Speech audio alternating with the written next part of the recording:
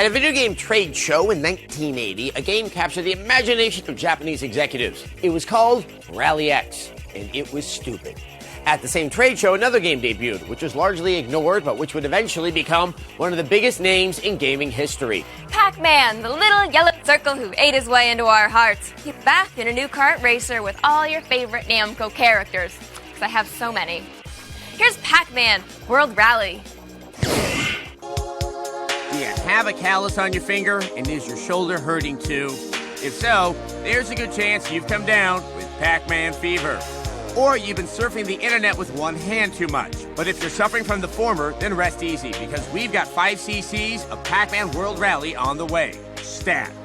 Yes, the naked yellow man in the red boots returns. This time, it's in a kart racer incarnation. And he's not alone either.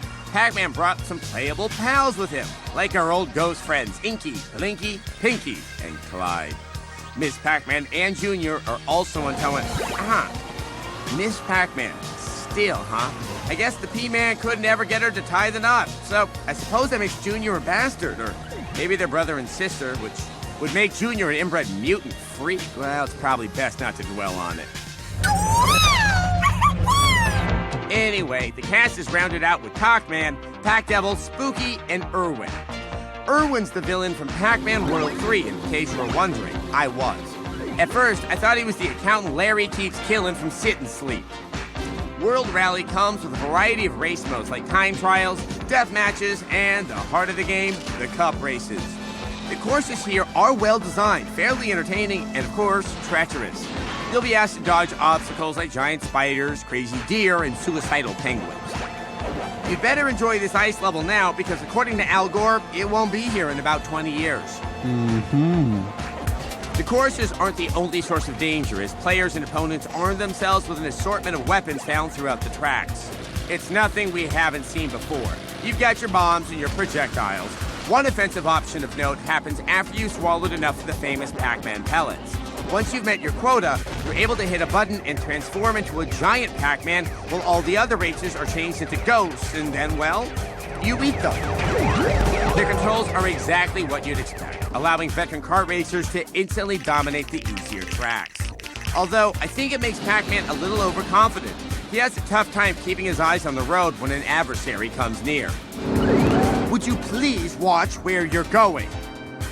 There's plenty of nostalgic sound effects for the hardcore Pac addict, like when you gobble pellets, when the Pac Reaper comes for you.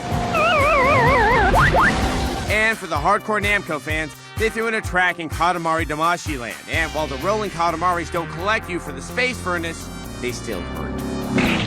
The bottom line is, World Rally doesn't really get anything wrong, but it also doesn't offer any true standout features either. We get Pac-Man World Rally a 3 out of 5. In college, my friend took a bunch of Pac-Man pellets at a party. He didn't turn into a giant Pac-Man, but he did spend most of the night on the couch talking about Frank Zappa. You know, Morgan, I have such a long past with Pac-Man, I thought I'd like to play this game, but I don't think I'm committed enough to buy it. Well, Adam, I actually thought you might feel this way, so I did a little, research on the information superhighway, and I discovered an internet web browser location that actually rents games. How futuristic! And how? It's called Gamefly.com. Gamefly has thousands of games you can rent or buy, so you can save your money for more important things, like a dwarf planet. Or a new Ski-Doo.